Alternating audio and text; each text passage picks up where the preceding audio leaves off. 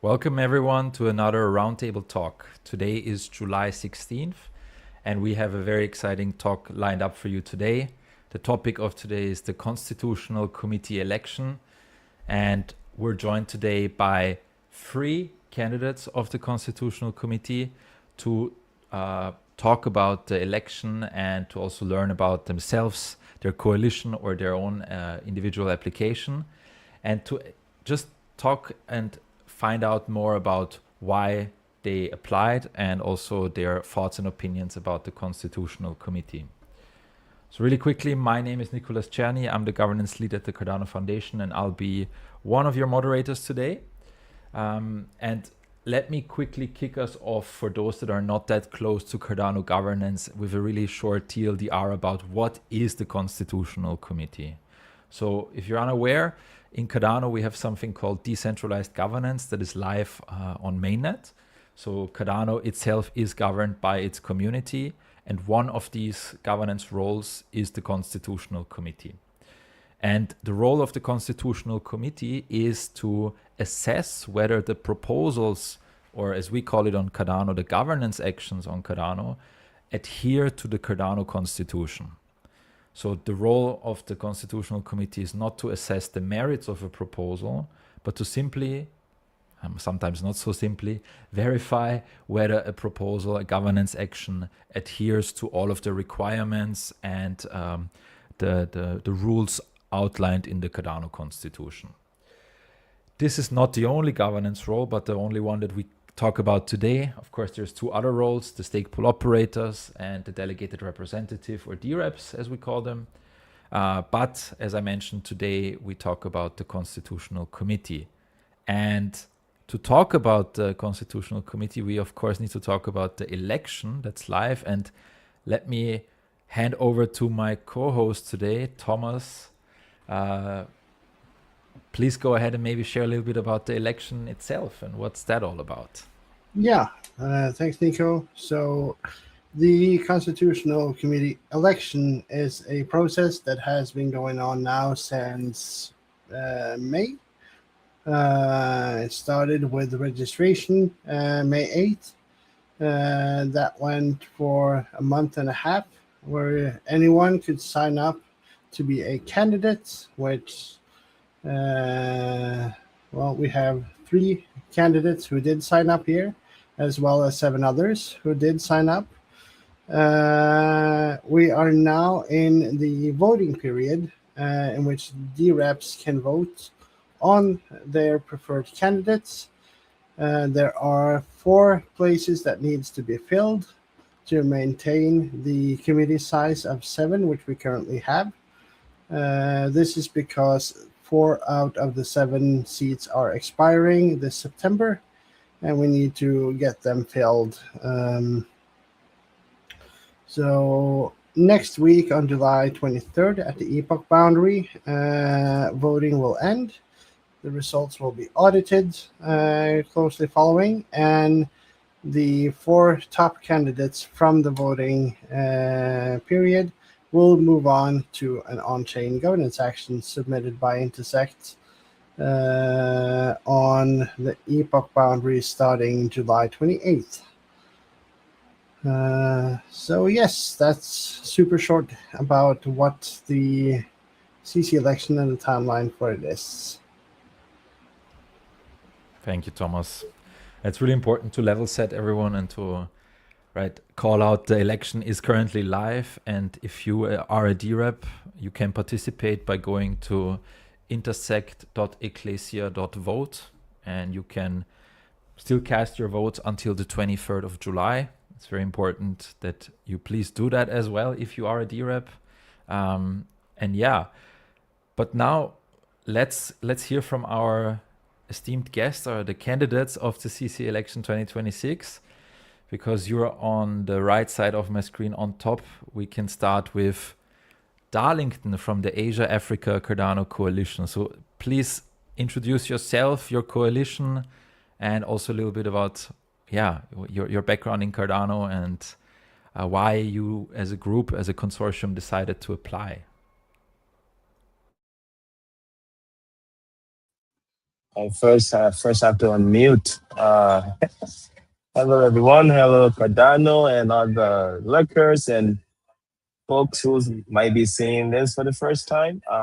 Darlington here. I am a long-time educational contributor in the Cardano ecosystem. And also, I've been involved with a lot of Cardano governance processes and conversations.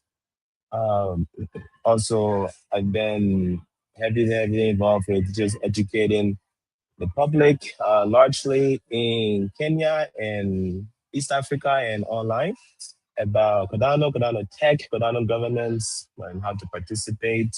I was part of the effort for our first constitution to get that draft even ideated over and just pull in uh, ideas and feedback from all around the world that went into the constitution. So naturally, I've been close to the process. I built a few governance-related tooling in the ecosystem. So Cardano governance and how Cardano functions has always been near and dear to my heart, as opposed to like DeFi or other parts of blockchain and crypto.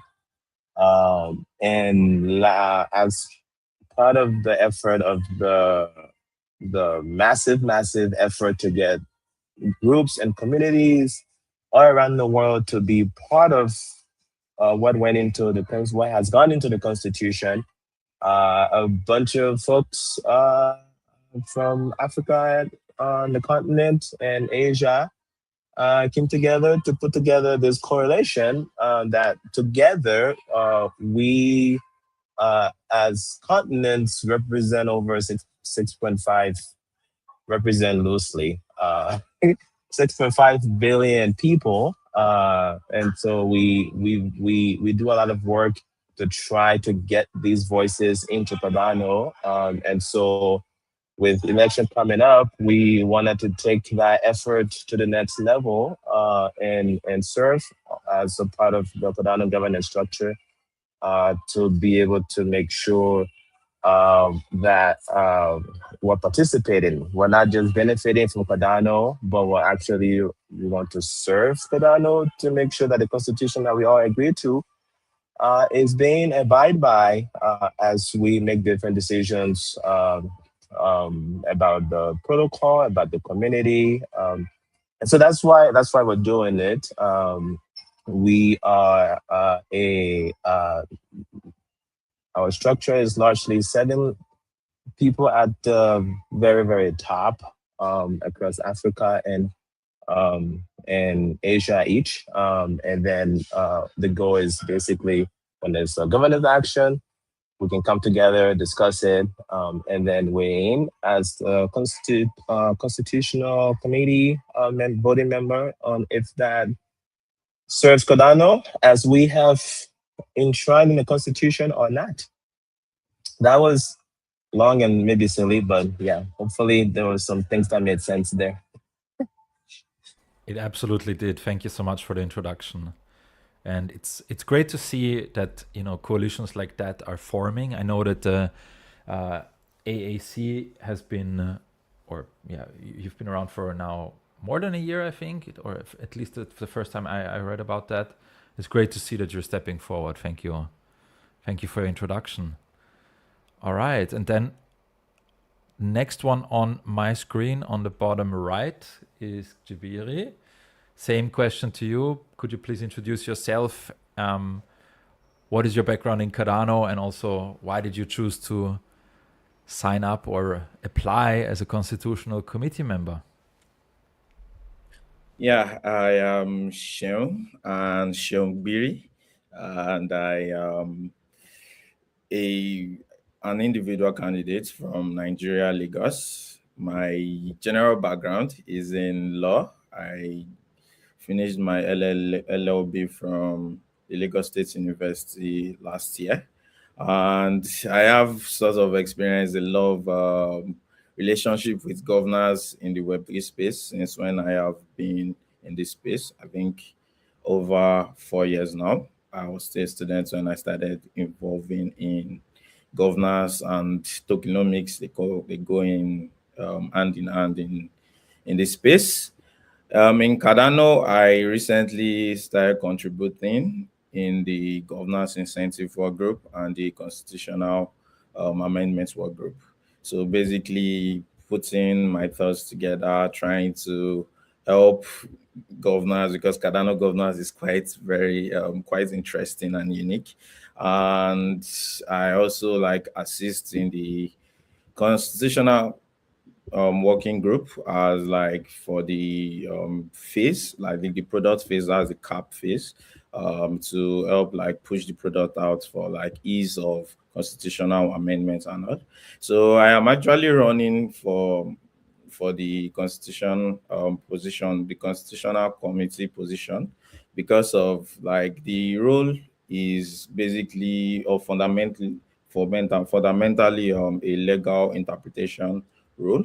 And I think I am quite trained in it. And because of that, I would like to like assist or like to help the Cardano community to ensure that every governance action, every governance action put against the constitutional text is actually valid, and it determines like, okay, it is compliant to the constitution.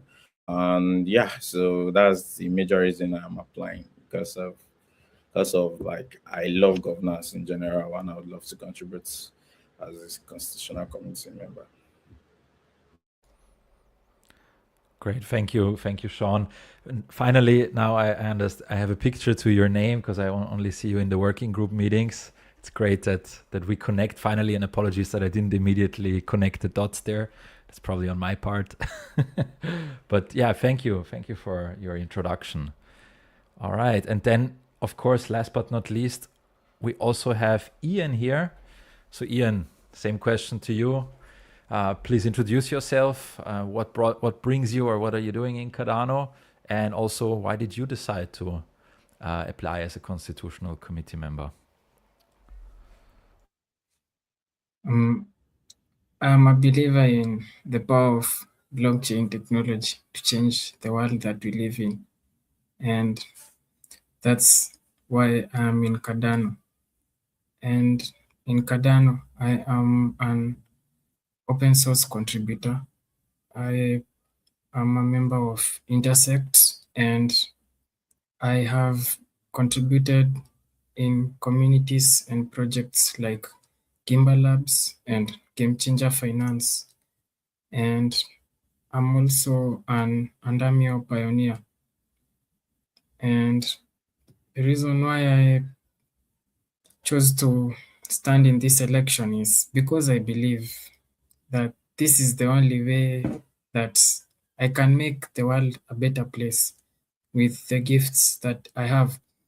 Because truth be told, the world we live in and the economic structures that exist, they do not work perfectly or in our favor for most of the time. And blockchain technology is a way that we can revolutionize everything. Thank you. That's great. All right. And I see we are also now joined by another constitutional committee member applicant. I mean, he's already a constitutional committee member, but he's reapplying as a candidate. So welcome, Phil. And also same question to you. Please introduce yourself. What brings you to Cardano? What are you doing? I know you're doing a lot of things on Cardano. And why did you decide, in your case, to run again for the Constitutional Committee? Welcome. I'm Philip, founder of Anastasia Labs and Midgard Labs. We're building primarily an L2 on Cardano. More recently, I've been doing a lot of stuff around the SecondFi incident. I have 2 tools published, one for checking if your wallet was affected, and a second for proving in zero knowledge that you are the original honest owner of that wallet to let you reclaim your funds. Please, if you have some time, go test the second tool that I mentioned. It will really help accelerate the timeline to get these people their funds back. Why I wanted to apply for the CC again is the first time I applied because a few people I knew in the ecosystem submitted governance proposals I knew and respected, and they spent a lot of time and effort. And before the Cardano voting body had a chance to vote on the proposal, those proposals were considered unconstitutional. And the proposers never again interacted with Cardano governance. And they were considered unconstitutional for what I thought were pedantic reasons. And so my ethos becoming a CC member is that it is not the job of the CC to impose their personal opinions or have some vague interpretation abusing the authority of the Constitution, because the Constitution is a living document. There is room for ambiguity everywhere. And if you are someone who is authoritarian and will take advantage of that ambiguity, you can say that, well, the Constitution gives you the authority to mark anything unconstitutional. And this, to me, is an existential risk to governance, because CC members don't often know this if they're not participating as proposers, but it requires months of effort to get a proposal on chain, not just technical effort. It does require that, but social effort, massive amounts of review, copy edits, off-chain circulation, and so forth. And, you know, if a team goes through that process, which can cost them thousands of dollars, only to have their opportunity sort of preemptively taken away before the voting body can even make a decision on it. This is, it was disheartening to me. And so that's what I seek to address. But also, a lot of the other candidates in this round I've heard have similar opinions. And so I'm happy to let new folks come in and take the mantle, right? That's the number one I care about, that the people voting understand the responsibility of this authority, that it can make you a dictator, right? You are a kingmaker. You have unilateral authority to reject anything and override the will of the entire Cardano voting body, right? So this is something that I hope people use sparingly, right? When you are voting something unconstitutional, you are explicitly taking away the right of the voting body to pass a proposal. Yeah, very, very good points. And I think actually something that we can now start a conversation with. And first of all, appreciate all of you introducing yourself. It's great to hear your backgrounds and also about why you chose to apply or reapply as a constitutional committee member. But let's dive right in. I'd be really curious to hear some thoughts and opinions about what Philip just mentioned, especially in regards to how would you, if you become a constitutional committee member, start to apply or let's say, how would you live out your mandate that you would then be given by the DREPs and by the stake pool operators if you were elected? Would you be someone that is very strict and let's say, is very close to the letter of the law, or would you be rather someone that is taking the spirit of the law into consideration? So what is meant by the writers or by the drafters of the Constitution? Maybe we can start with you, Sean, because you have a law background. How do you think about that? Yeah. First off, I like to think there's a balance between being very strict and like taking account of the spirit of the law into action. So for general constitutional interpretation, of course, you'd like to go text first. You'd have to understand, okay, for the plain meaning or the plain text meaning of the wordings of like the Constitution, you have to take that into account. Then definitely, if it's if what does the words mean when the community ratify them, where the text is clear, if it controls that particular narrative, or if it properly addresses that particular narrative, then that is like my first starting point, or my starting point. Then I would also look to purpose second. So if purpose breaks ties, where the text is like genuinely ambiguous, basically. So if there's like if they're like, okay, the purpose of this is not or does not uh relate directly to what we have, and if the purpose is basically it's ambiguous, yeah, then I will not start looking at, okay, if the reviews are constitutional, if the structure, if there's like a structural an internal consistency. Basically, when there's a single, for example, when there's a single provision that is like ambiguous, then we now read it against the constitution, the rest of the constitutions, maybe the guardrails, appendix. Then does it fit into that particular interpretation we're looking to give or not? Then we'll now go into precedents. Basically, are there priority decisions? But this is just like a multiple step. Precedents might not really be very, should I say, my first, or like a very very big impact, because, or like a very very big consideration for the interpretation of that particular text, but it's something to look out for. So like you read, okay, as this issue come up, have them be prior similar questions, were they reasoned, how are they cited, and all. Then if not, then of course purpose is literally the tiebreaker, basically. So we would have to like, okay, see, okay, how purposeful it is, how does it tie directly to the intent of the original drafters, or the community, which is the community, basically. So I would say plain meaning first, that's text first. Then we'll cross-check across like the constitution, how it fits, its interpretation, so structure and internal consistency, I think. Then that's what I would call that phase. So like, to be able to understand, then you look at precedents before you'd be able to give your oversight. Then you look at purpose, basically. So a balance of both plain text interpretation and like, yeah.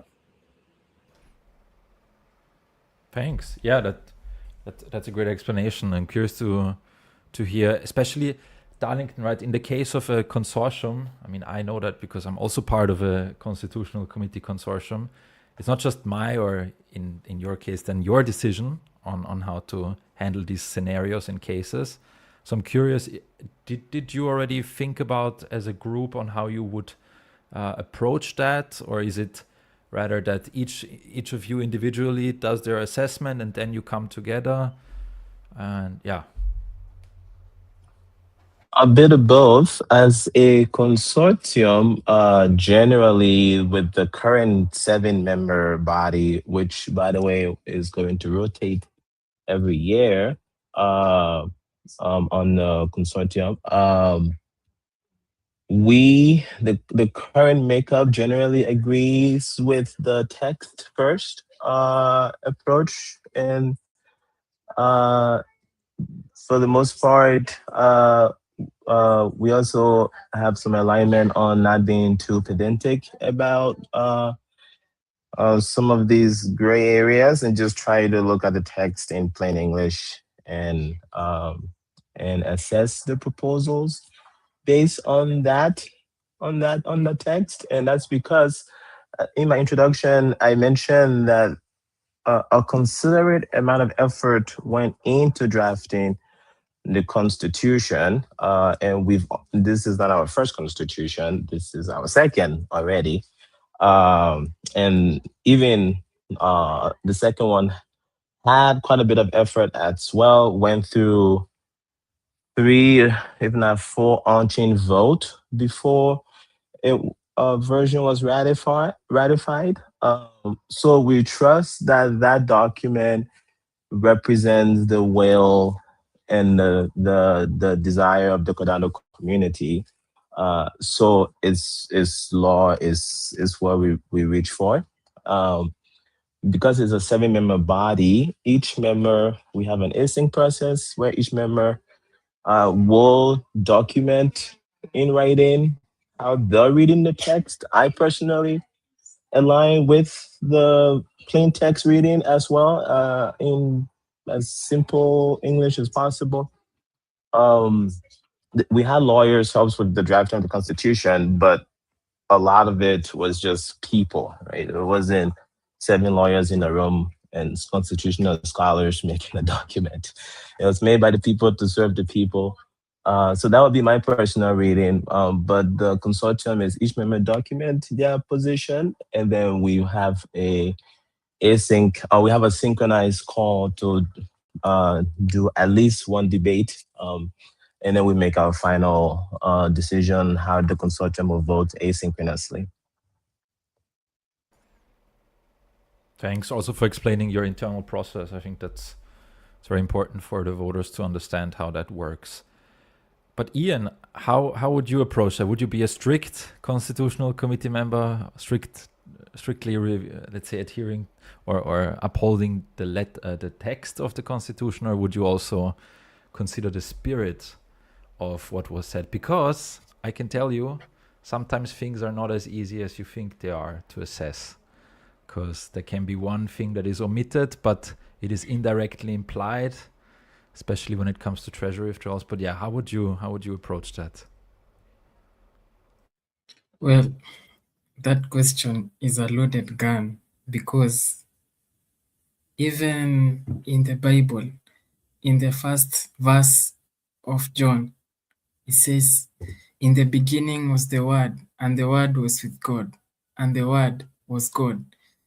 So the question of spirit of the law and letter of the law is a chicken and egg matter. But my approach to it would be take a hybrid approach, because we can't have the spirit without the letter, right? Even if, like, the Constitution is a living, breathing organism with guardrails, but within those guardrails, there's room for maneuvering too. So it's always, for me, it's always nice to be on the lookout for the spaces for maneuvering, because it's not always cast in stone, especially for these governance actions and proposals and the effort that goes into putting them. Even if, let's say, there are constitutional parameters that have been flouted, it's also a possibility to give the proposers another chance to resubmit a governance action or a proposal. Thank you. Very well said. I agree. It's hard. It's really difficult, right? And if you just, that's what I found. I also was mainly of the opinion when we started that in the ACE Alliance, that I would strictly adhere only to the text of the Constitution and approach it from that angle. But there are scenarios where, as Philip said, right, you can find an issue in almost every proposal and rule it unconstitutional based on something, or you can even use the tenets of the Constitution to say something is unconstitutional, and that stretches it, right? And that is really, that's where each constitutional committee member needs to make the judgment. And if the community disagrees with them, or they disagree many times, then there's always the option to remove a constitutional committee member, right? And that's also a beauty of our governance model, that we can, and now we're also in a scenario where we can safely remove one constitutional committee member without putting the whole governance model at risk, because we just lowered the constitutional committee min size parameter, right? But what a question, or what a discussion to start with. Now, I would be really curious to hear what you all think about the workload of the Constitutional Committee. This year, we already saw, I think I just did the analysis. More than 50 treasury withdrawals have been submitted just in 2026. I expect a few more, especially if the net change limit also gets increased. Yeah, how would you handle that? Is that something that you say, yeah, I want to vote on everything as a constitutional committee member? Do you prioritize certain governance actions over others? How do you think about that?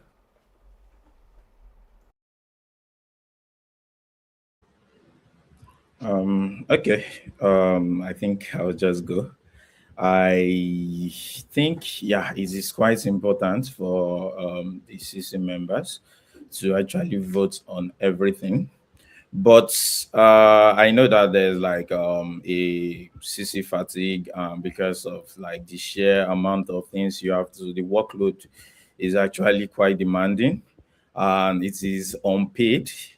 Like the workload has actually even been increasing, because I think this last I was like, this is my first year in Cardano, so I was like privy to um the the governance actions for the budgets. That's the budget actions, and I know the sheer amount of proposals that went in, and for the constitution members to actually look through and all of that. So I know that this is actually quite a lot of workload, but I still think that it is quite important for the CC members to actually read through everything and vote on everything, because of like there is no proposal that is, I don't think there are less important proposals, or there are more important proposals, and you don't know when like you would be needed for like your role basically as a oversight, like as a your oversight role. So, and I think how we should deal with this as a community is basically actually I think there should be a volume without triage thing. So, for example, I don't think you should have the same amount of, should I say, effort into a proposal that is requesting. I'm not saying you shouldn't look at it, but the same amount of effort for a proposal looking to get maybe 20,000 ADA compared to a proposal that is looking to get a 20 million ADA from like the treasury withdrawal. So it shouldn't require the same review process. Like, so I think they should be like, should I say, a category for this proposal, so that the review process for the constitutional members to combat this fatigue is basically, okay, you can review this particular, or you can sort this particular proposals in this category. You can have less review work and less should I say inputs into the review process and all, compared to these ones here. Then another thing is another thing, I think the constitution amendment work group is literally working on this. So when there's like ambiguity in the amendments, like when there's ambiguity in the proposals or in the constitution, and you need to address it. So to prevent, or like to ensure that the constitutional members are not fatigued, there should be like a better way to propose these changes, instead of just voting your rationale no. Yes, you can, of course, but in addition, there should be like a easier process to amend the constitution, so that it would actually close this interpretative gap, and it would further lessen the work of the constitutional members. Then, of course, like it is unpaid. So, like I think there've been talks about incentives, which of course there are loads of like various should I say opinions on, okay, should we incentivize the constitutional members or not. But we just have to put into consideration that for you to have work done, it needs to be incentivized properly. So yeah, I'm not saying the constitutional members don't have incentives in terms of like cash capital or in terms of ADA or all, but they are like, there's a reason why we are applying, yeah, which is an incentive to like to whether it is oh, we want to make Cardano better, or for the reputation of a constitutional member. That's an incentive.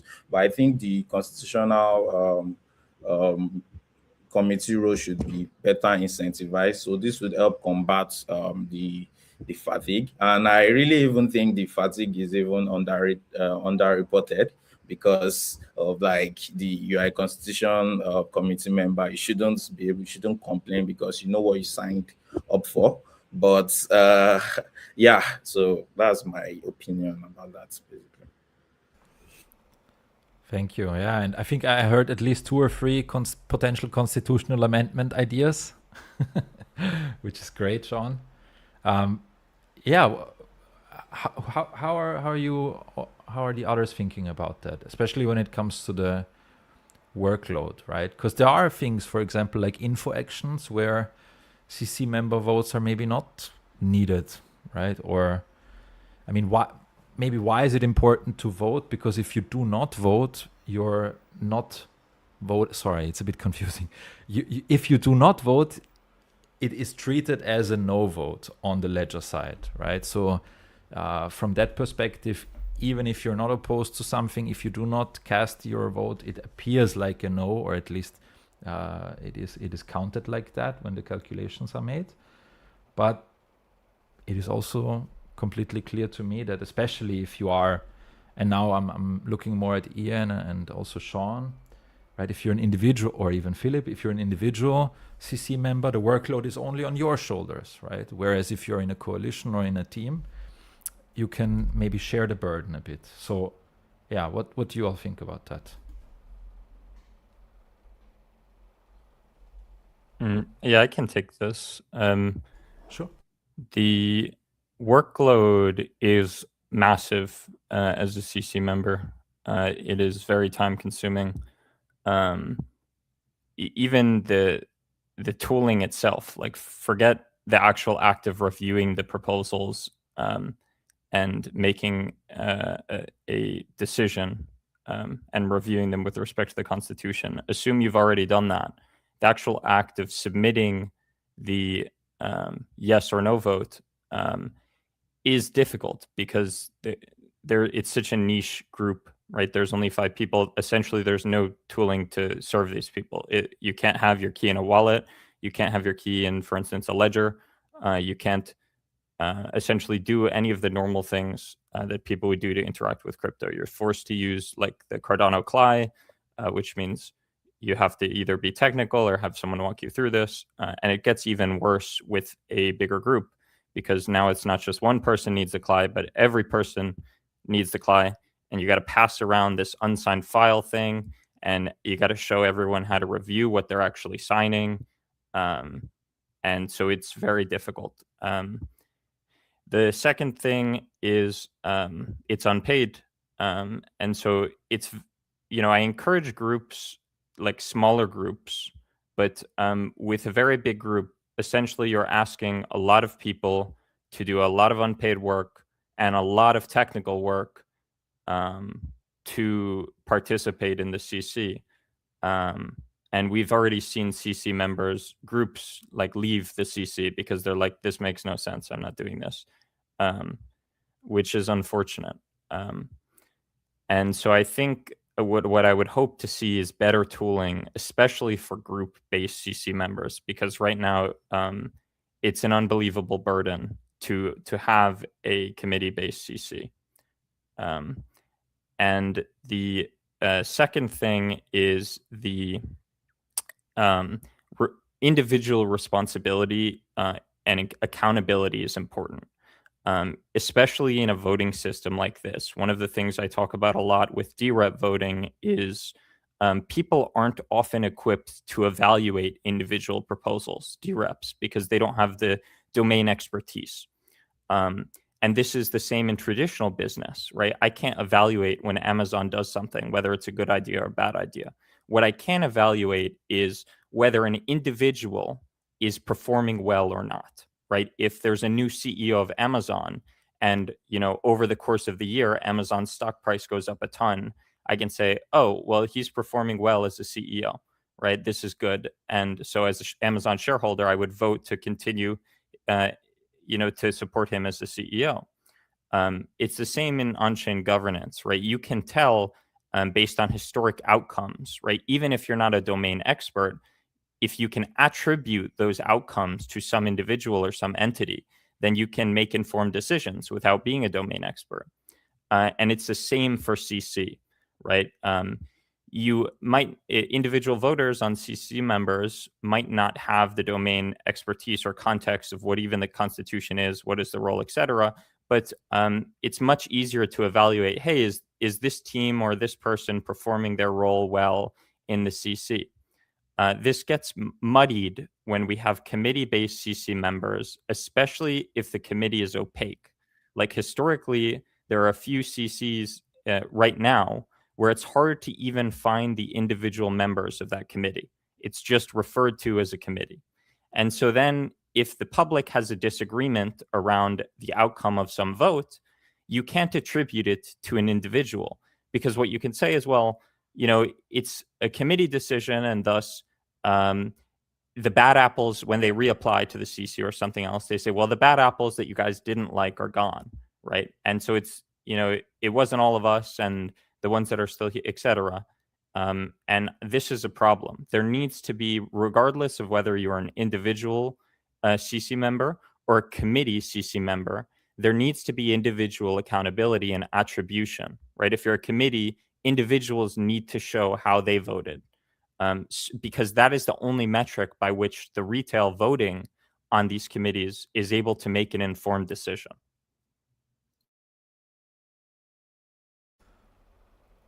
Very well said, Phil. Yeah, this is, I think, a spot-on analysis, especially in regards to the tooling reality of the CC and also many of the other points. But Thomas, I think you are also part of the Constitutional Committee member of the Constitutional Committee as part of Tingvard, and yeah, I'd be curious to also hear your thoughts about that, especially maybe as an also advice or some recommendations to Ian, Sean, and Darlington about the realities of a CC member. Yeah, I mean, it's no secret that being a CC member is a lot of work. Something that, I mean, I, together with colleagues, have done interviews with all the new CC applicants, and I hope we didn't thread too lightly on the actual work that it is to be a CC member, because I don't want anyone to come in and be surprised that, hey, this is actually a lot of work. Yeah. When it comes to, yes, we do have, or at least some CC members, internally in Tingvard, we do have some tools to make our lives a little bit easier that we have made available for anyone to use. And I know other members, previous and current, also have some tools available to make life a little bit easier. But it's still hard. It's still a lot of work. And yeah, there's really not much more to say about it. I agree, right? And I mean, this is just the reality, and I think we need to be transparent about that. But then again, also the current AI coding agents, tools, whatever you use, whatever is currently the best thing, now it's loops or something, right? It allows you to also play around and create some guidance and some assistance with custom built tooling that helps you with assessment, or that helps you with drafting the rationale documents, things like that. So I can say over the last year, things have improved for us also internally, because we leverage these new models to create custom tooling. But one thing that I always thought about when it comes to the sheer amount of workload, right? And it currently doesn't seem like we get less governance actions, but more, because people realize you only need 100,000 ADA, and given the recent market movements, it is now cheaper to acquire 100,000 ADA. we see more governance actions. So what do you all think about how do you want to collaborate, or do you even want to collaborate with the other constitutional committee members? Should there be more collaboration, that we, let's say, share the workload between us in the CC? Is that something good, or should we at least align, or should we be completely separate? What do you think? And anyone, please just jump in. I'll take that one. And well, collaboration is a key part of us being here in one capacity or another, but not just with the CC members, because Cardano is a global community. And another one of the challenges coming up with the AI tools is the cost of storage and compute is going up. So not just as the CC also, but also within the community, we should also reach out, because it does not really matter much if the work is a lot and the job is hard right now. But for as long as we are CC members, our mandate is to make it smoother and easier for the next handover event. So within the community and within the CC, coming up with these tools, and also when you build these tools, you come and figure out that, oh, I need another layer of infra too, because it's not just about the software and the UI. We need bare metal servers, AI models to run, and this and that. But I believe it's possible.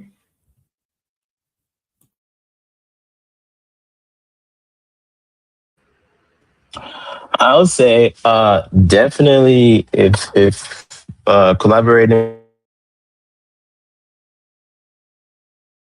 is like a pipe dream, deliberation with other CC members would be great. This was a wish list item when the workshops were happening and the first constitution was being drafted, because that does reduce the workload. And I know there's been ideas being floated around when there's budget season, all the CC can gather and deliberate together. But it just feels so impossible. Just the nature of how Cardano is globally, and how coordination is difficult. I run a Twitter show, and we were trying to get me access to Gmail, and I was trying to get the verification code from someone who already has access. That took 6 hours between dinners and time zones and me going into meetings and your mother calling. So I think it's a good rock to keep chasing. It just feels very, very hard. But maybe for some of these big events that generate 20 proposals or 30 proposals, if it's possible, maybe that could happen. But then there is the real world hurdles of who's paying for what, who has liability and legals, and so I don't know. We definitely. Oh, my image is frozen. Hopefully, my voice is coming through. We shouldn't give up on it, but yeah, it's gonna take some serious thinking to make a breakthrough. Yeah, so I also agree mostly with collaboration. I think it would also help with like workload. Fatigue. Basically, there should be like at least for the interpretative parts. So precedent building, uh, on method and process majorly. Yeah. So because I think if there's like a template, not really in terms of like the decision making, but in terms of like the process to that particular decision, if there's like a template, there's like a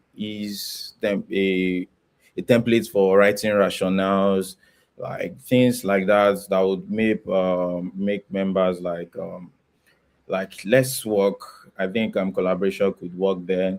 If there's like on the interpretative process, should they be discussing how to read if a particular ambiguous, so like a work, how should I call it now, a book club for the constitution? I think that would work basically. So how do you that's without this is without like a proposal on hand, or like without, so just basically trying to understand the constitution better from various aspects. So, okay, what do you think this means? How do you interpret this without like a proposal? So when there is like time, there's literally okay, a more should I say uh, a more or a better understanding of what that particular text means compared to like in addition to your ideology and all basically. So like what I'm trying to say is for the interpretative, for the process, basically, we can like try to collaborate. I'm sure it is going to be quite difficult trying to chase coordination and all. I think coordination is quite difficult on those things, but I think those will help also in terms of like fatigue for CC members. So collaboration is important.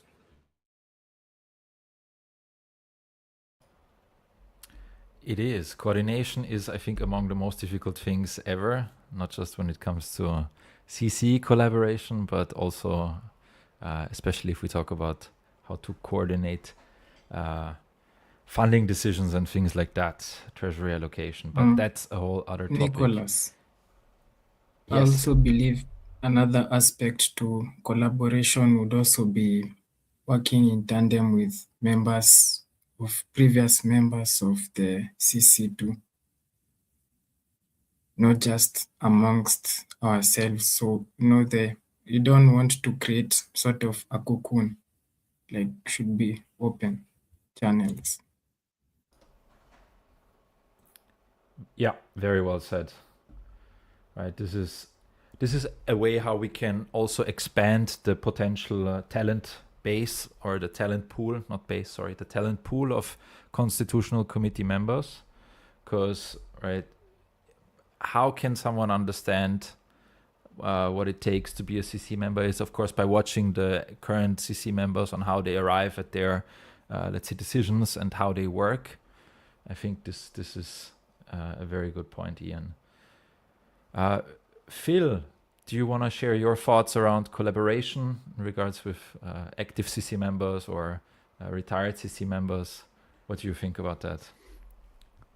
Yeah, I mean, collaboration's good, but being unpaid, I would caution against burdening retired CC members with this. It's like, doing public service essentially, and you've done your charity work, and then afterwards you're getting inundated with stuff about how do I do your charity work.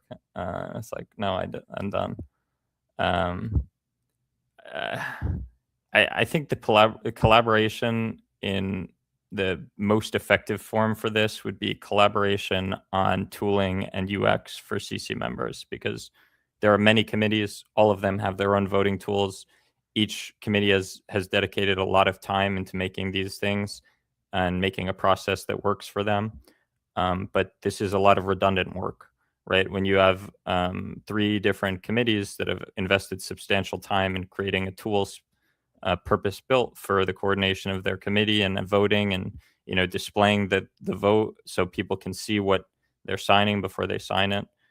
This could save a massive amount of money and result in a much better experience for CC members if we coordinate on a single tool, and then it's sort of like you pass the mantle on, right? Because when you leave as a CC member, you've contributed to that tool, right? Whatever, if there were any issues, you fixed them. If there were some things that it didn't have, everyone who's in the CC worked together to get those features that they needed.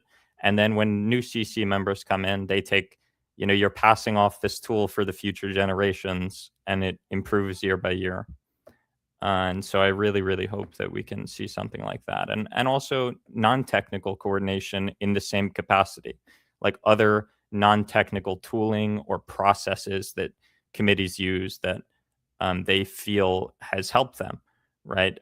Like some standard document, some maybe human readable. I've seen a lot of CC members have human readable digests of the Constitution, or like flashcards that are essentially like ABCD checklist. So that, because a lot of the time outside of the actual technical submitting the proposal and voting on it is, cross-reference the proposal document with the Constitution. And both tend to be extremely large documents with a lot of superfluous text. And so if you're going to scroll up and down the Constitution every time, you're going to be spending like hours and hours of work just looking at a Google Doc, and your eyes will bleed. And so, having these sort of, concise flashcards of ABCD, check for these things. And then like a check mark solution where, you can mark each thing for each proposal. And the nicest part of this is when you give feedback to a proposal, when you vote no, it allows you to not just vote no with the specific reason, with one individual reason, but provide a comprehensive checklist with marked boxes of, okay, your proposal had all of these boxes marked, but it's missing this box, and this box, right? Instead of just, I found one, because what we often have seen so far is, I found one thing that's unconstitutional. And so now I will vote unconstitutional. In my rationale, I'll write this one thing as unconstitutional. The submitter takes a lot of time and effort to redo the proposal. They propose it again, and the same CC votes unconstitutional again, but for a different reason. And at that point, it's like, okay, well, now you've wasted a ton of time and energy of someone who has put in the effort to engage with the governance system. It would have been much better for you to, in the first rejection, comprehensively say, this is everything you're missing, so that the proposer knows exactly what they have to change comprehensively to get it to be constitutional.